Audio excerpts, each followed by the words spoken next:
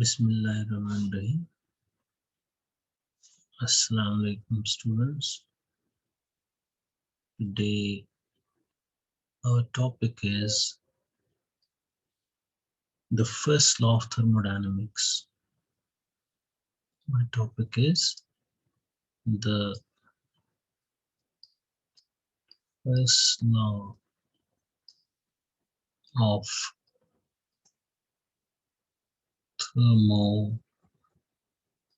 thermodynamics. I've already discussed the zeroth law of thermodynamics. Now first law. Now what's first law?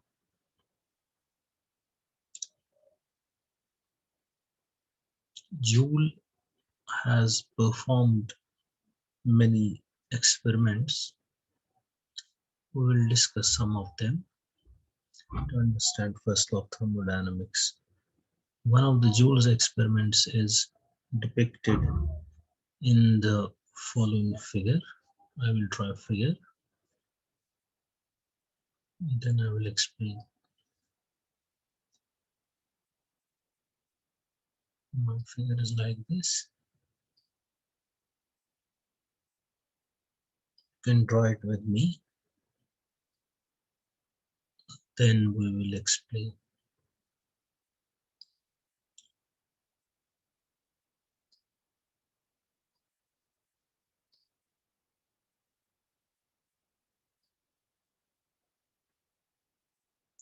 So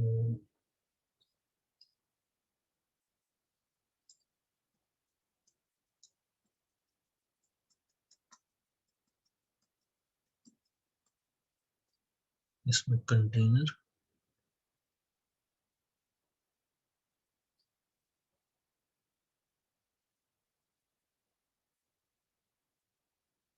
Then I have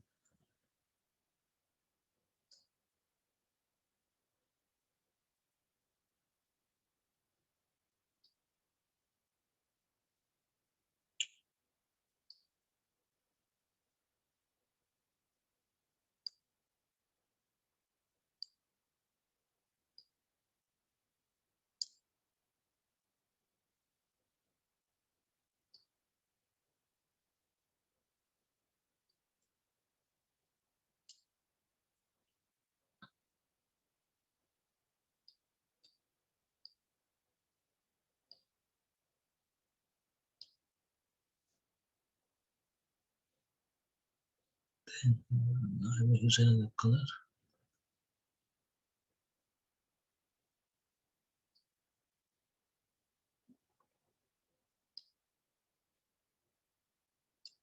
Then I will use another color.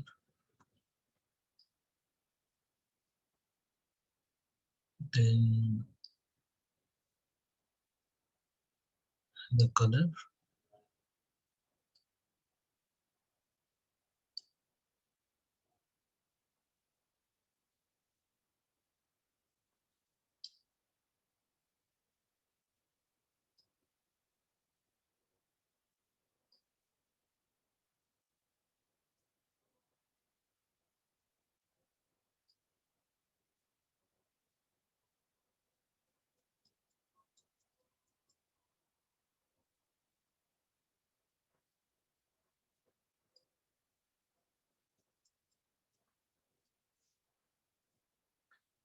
Then I need to use another color.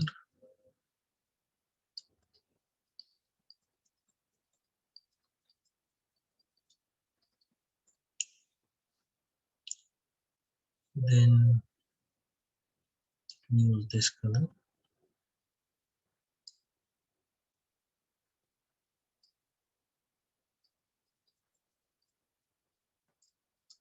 Now I'll label my diagram.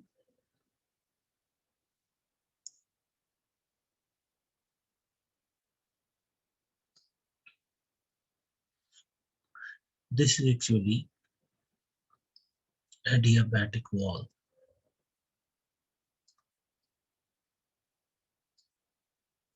This is pulley. Here,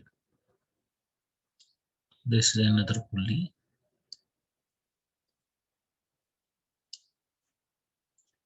This one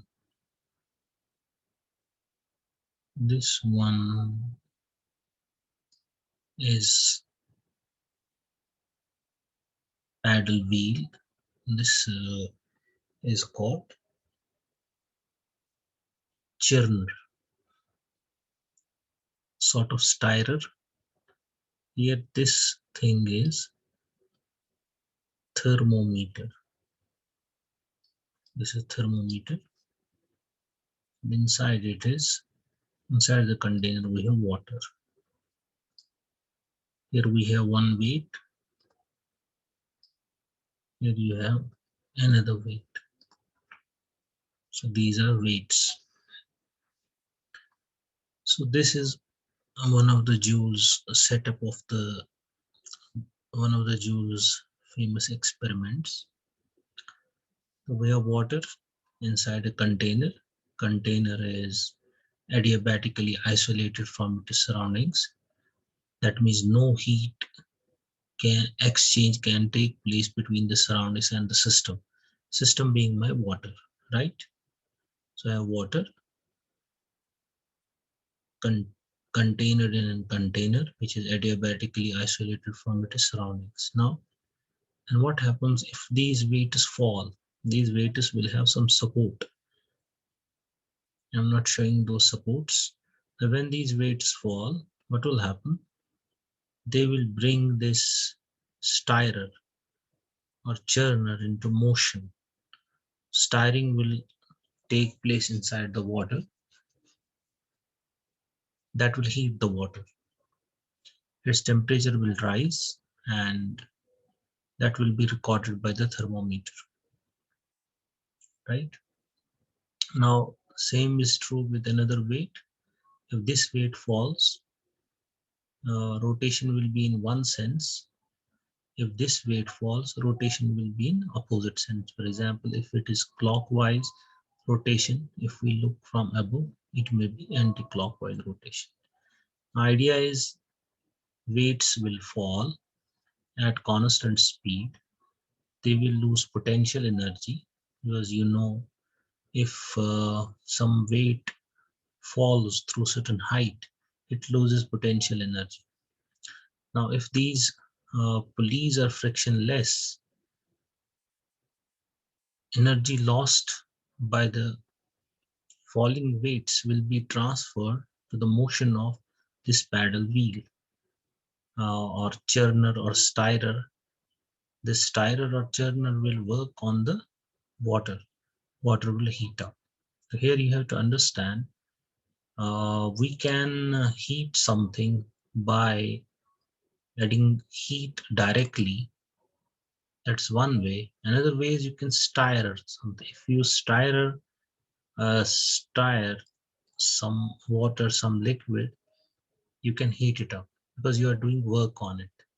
So here we are heating water by doing work on it because churner rotates. It is doing work on it. It stirs the water. It is doing work on it and water will heat up its temperature. It will enhance, increase. That will be recorded by the thermometer. So idea or purpose of this experiment by Joule was to measure the amount of work required to produce a given increase in the temperature of water. Some calculated value of water was kept in the uh, container, for example, 1 kg or 1 gram, right? Mass of the water was fixed, then weights are allowed to fall, work is done on the water, its temperature will increase, that will be recorded by the thermometer. Now, how much energy is lost by the weights that can be recorded by a scale which will record how much height they have, by how much height they have fallen, and if we know the mass of these weights, we can find or calculate the loss in potential energy when that energy will appear in the water through this motion, right? We know we have already defined 1 calorie of heat. We defined it in the last lecture. We said 1 calorie of heat is that heat which is required to increase the temperature of 1 gram of water through 1 degree Celsius. I repeat, calorie is defined traditionally as amount of heat required to increase the temperature of 1 gram of water through 1 degree Celsius. That means if I have 1 gram of water inside the container, and if its temperature increases by 1 degree Celsius, that means this motion, this work which is being done on this water is creating 1 calorie of heat, right? Then I have to calculate how much potential energy is lost by the weights. That was the purpose. That will in a way give me how much mechanical energy is equivalent to 1 calorie of heat. So this experiment was repeated many times, and it was concluded that whenever falling weights lose 4.184 joules of potential energy of work,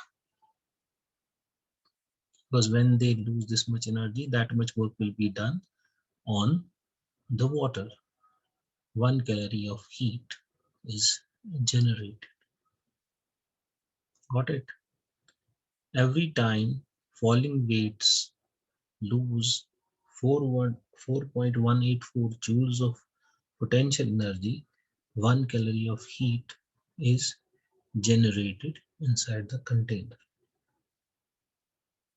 So this result, 1 calorie of heat,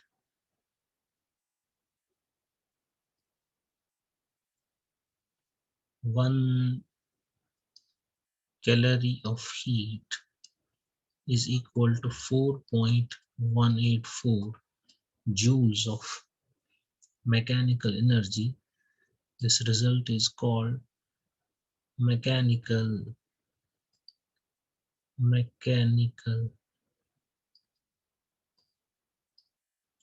equivalence of heat. This was found by Joule through this experiment.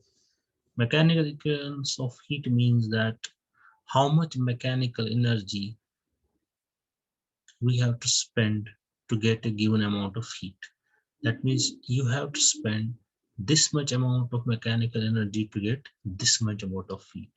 Or in reverse, you can say how much heat is equivalent to how much mechanical energy. 1 calorie heat is equivalent to 4.184 joule of mechanical energy. So this is one result which you have to understand. Second thing, we are here doing work on water. But while doing work on this water, the container is adiabatically isolated from its surroundings.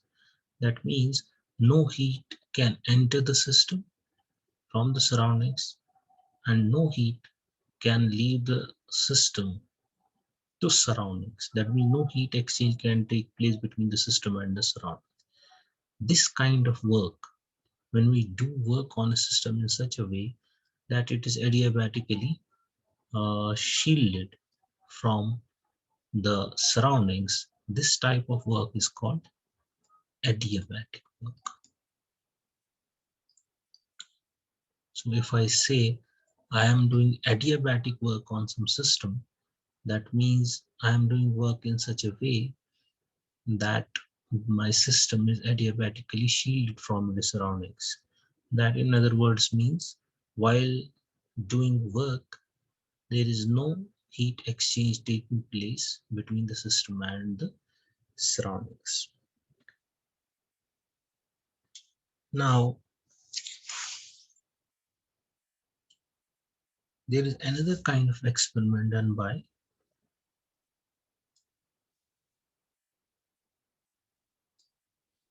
Joule. This experiment is like this. Again, I have container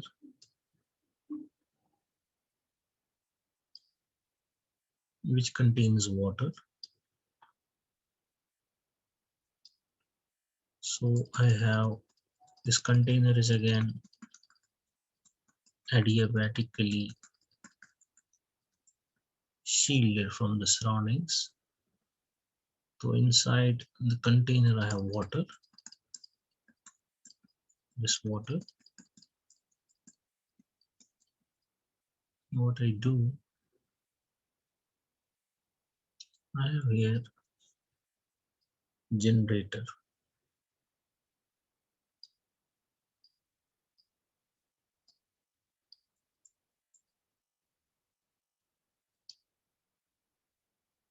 So this generator will generate electricity. How?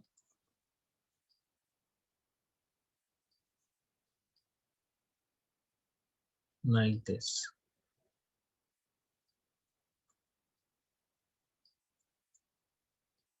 Here you have a weight.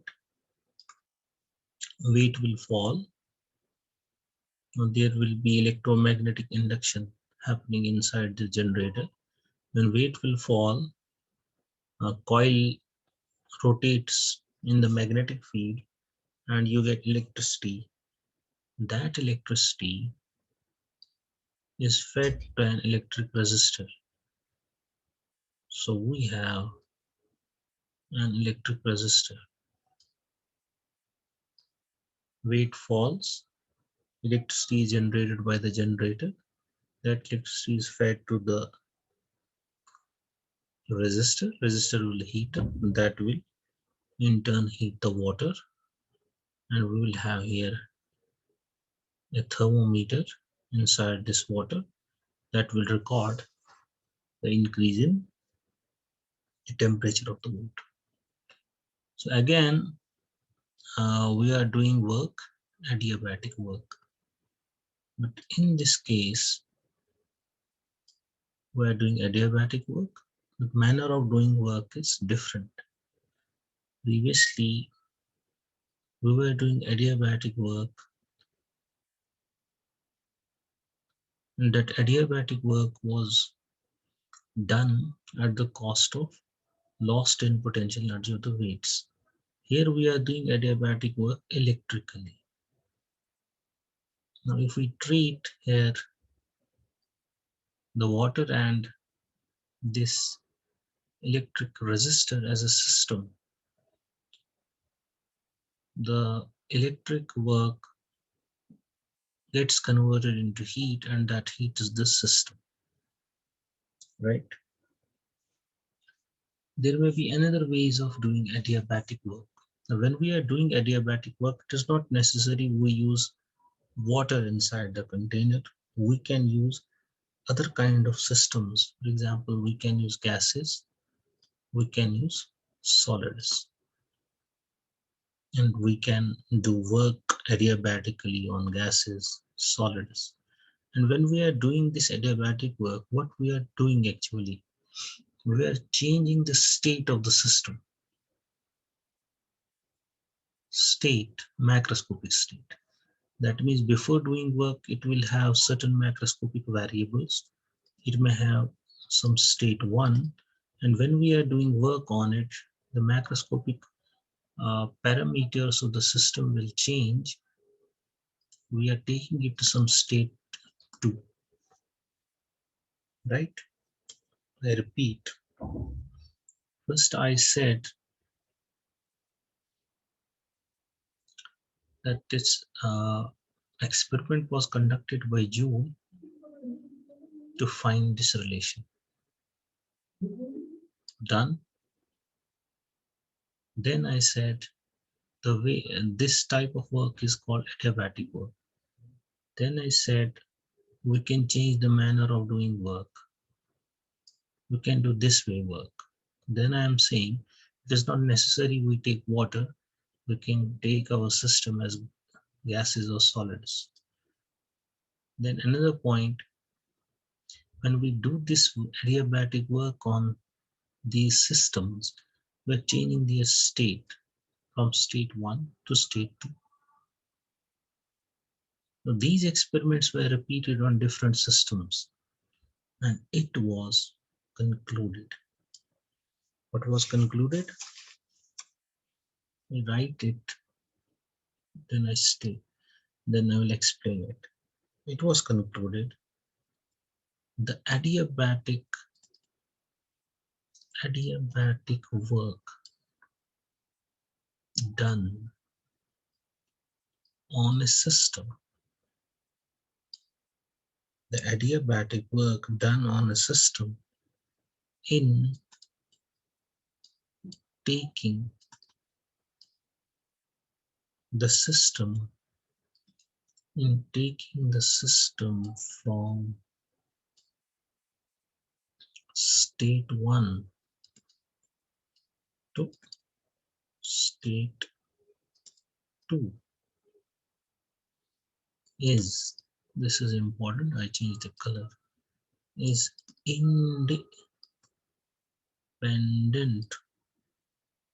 of the manner of doing the work and depends only on the initial and final states of the system.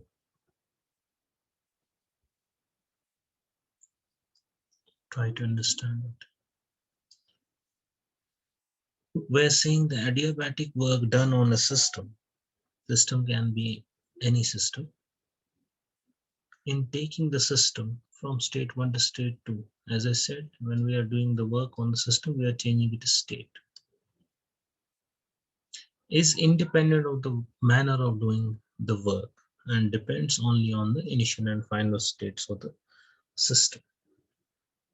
That means it is immaterial whether you do work one way or other way. The adiabatic work required to bring some system from state 1 to state 2 is a fixed thing. It doesn't depend on how we do work. As long as uh, states are fixed, adiabatic work required to take system from state 1 to state 2 is fixed. But if we change the states, we have some other state 3 to state 4, it will have a fixed amount of adiabatic work which is required to take the system from between these two states. But for state 3 and 4, work will be different than work required to take the system from state 1 to state 2. That's the meaning, it depends only. That's the meaning of this sentence, that it depends only on the initial and final state, but doesn't depend on the manner, right? Now this statement is one of the statements of first law of thermodynamics. It is one form of the first law of thermodynamics. It is one form, one statement of the first law of thermodynamics. Now, since this adiabatic work depends only on initial and final state of the system, we can define a state function called internal energy. which is denoted by U. What is the meaning of state function? State function is a physical quantity which is state specific. That means if you change the state of the system, the value of that quantity will change. If state is recovered, if you take some system from state 1 to state 2, its uh, internal energy will change. But if it comes back to state 1, it will retain its value of internal energy. Now, since adiabatic work required to bring the system from state 1 to state 2 is fixed and it depends only on the states, so we can define this state function internal energy in terms of this adiabatic work. How we do it? If U2 is the internal energy of the system, internal energy of the system in state 2, and U1 is the internal energy of the system, internal energy of the system in state 1, then U2 minus U1, that means change in the internal energy of the system, is by definition adiabatic work done on a system to bring it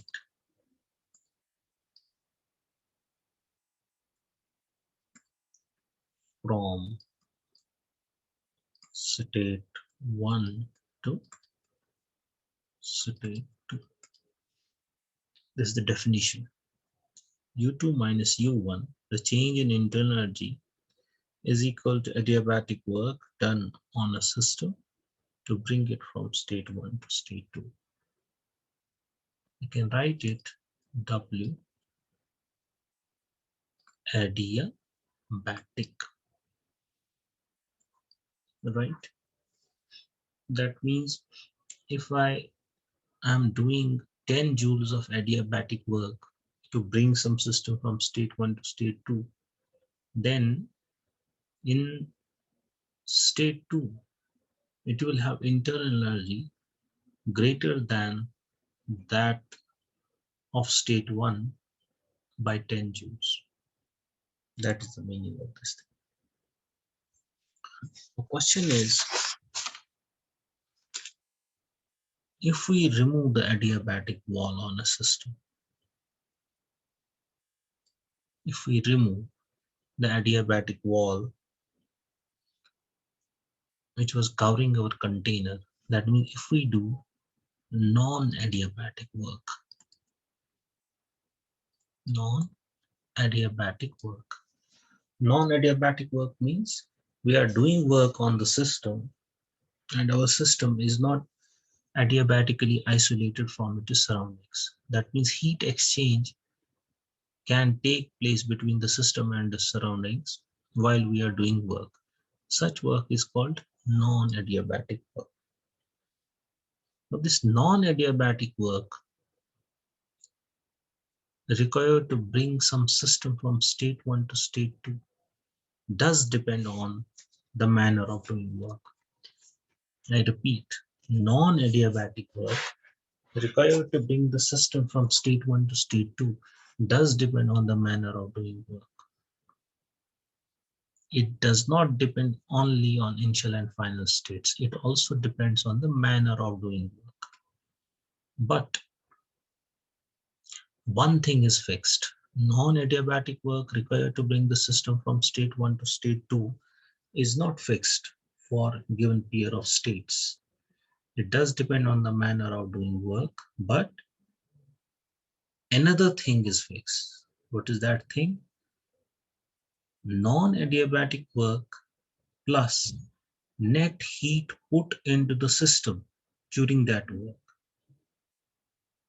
if we take some system from state 1 to state 2 non-adiabatically, then because heat exchange is taking place between the system and the surroundings. If these are my surroundings and this is my system, and I am doing non-adiabatic work on the system, heat exchange is taking place. That means heat can enter the system from the surroundings, heat can leave the system into the surroundings, right?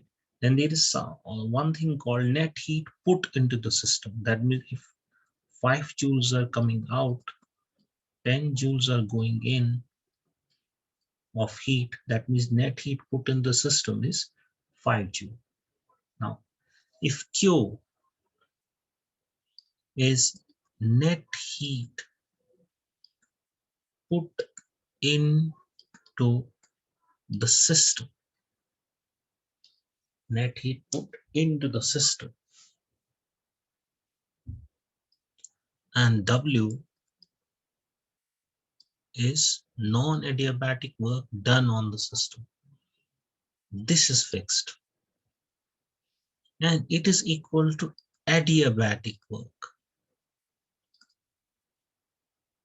It is equal to adiabatic work required to bring the system from state 1 to state 2. Now we have a convention here. Heat put into the system we represent as positive. When I'm writing plus Q, that means it is heat put into the system. For work, we use a convention. Work done on the system is denoted by minus sign. So it is work done on the system. Minus W is indicating work done on the system by the surroundings, right? But non-adiabatically. I'm saying this thing plus this thing is constant and it is equal to the adiabatic work done on the system to bring the system from state 1 to state 2. Since it is also work done on the system, it is negative. That means if I take convention into consideration, I have to write here minus. That means adiabatic work required to bring the system. This work is being done on the system by the surroundings. That's why it's taken as negative, which is convention is equal to change in internal energy of the system. Then I said, when we are doing work non-adiabatically on the system, heat may enter or leave the system, but one thing is constant, that is net heat put in the system plus non-adiabatic work done on the system, and that is equal to adiabatic work done on the system to bring a change in the system from state 1 to state 2. But if I use first, this thing is delta U. This is delta U. Adiabatic work done on the system to bring the system from state 1 to state 2, change in internal energy. So I can replace this adiabatic work. So I got this.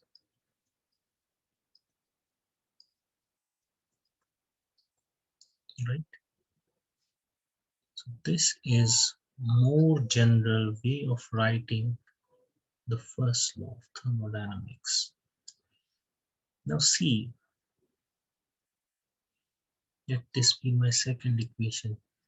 If I put this W is here non-adiabatic work, but if I put Q is equal to 0, that means there is no heat exchange taking place between the system and the surroundings.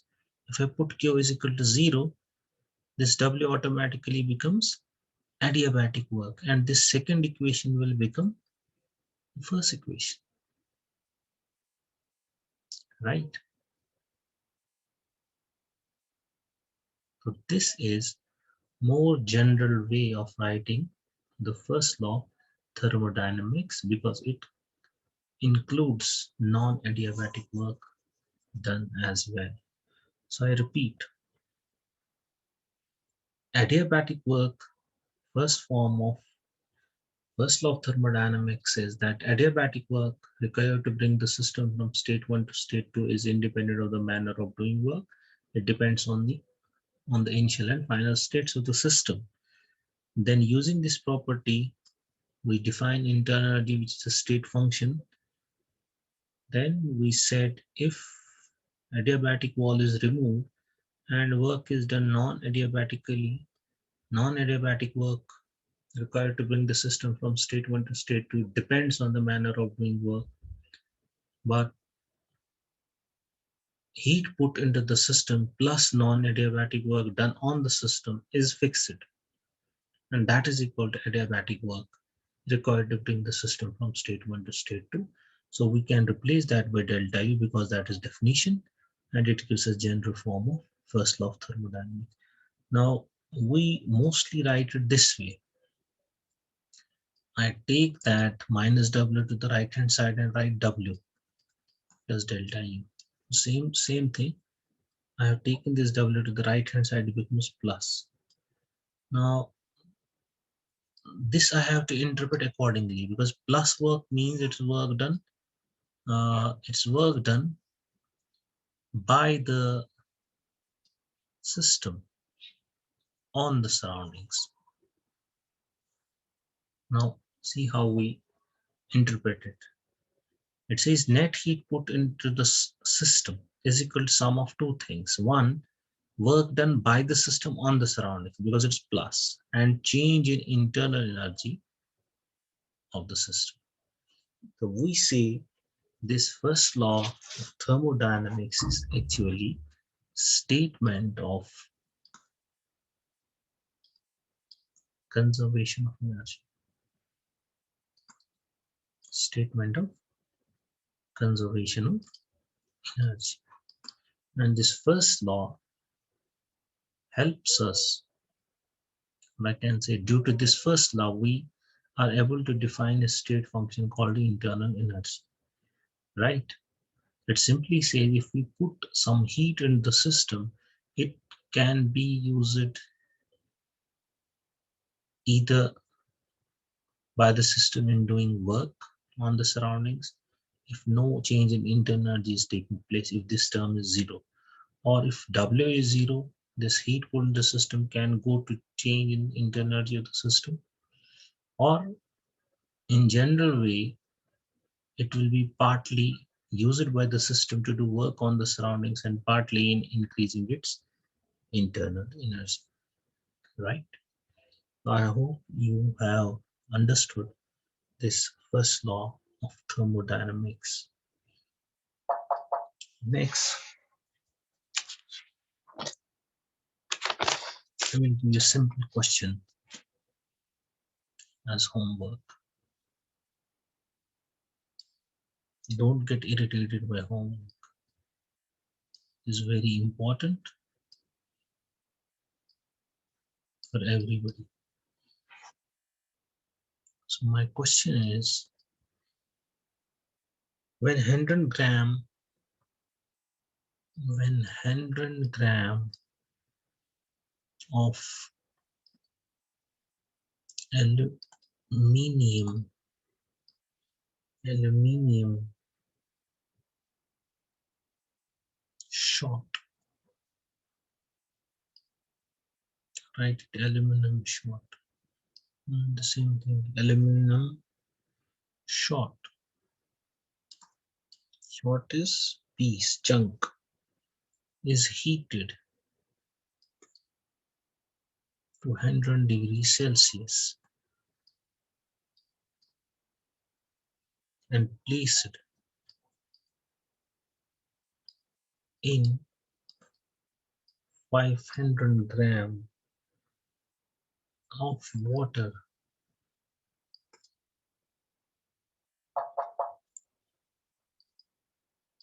Initially at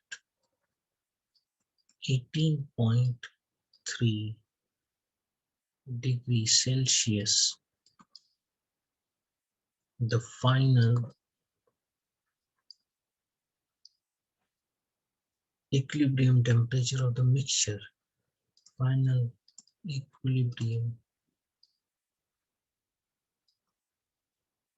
temperature of the mixture, the mixture is 21.7 degrees Celsius. What is the specific heat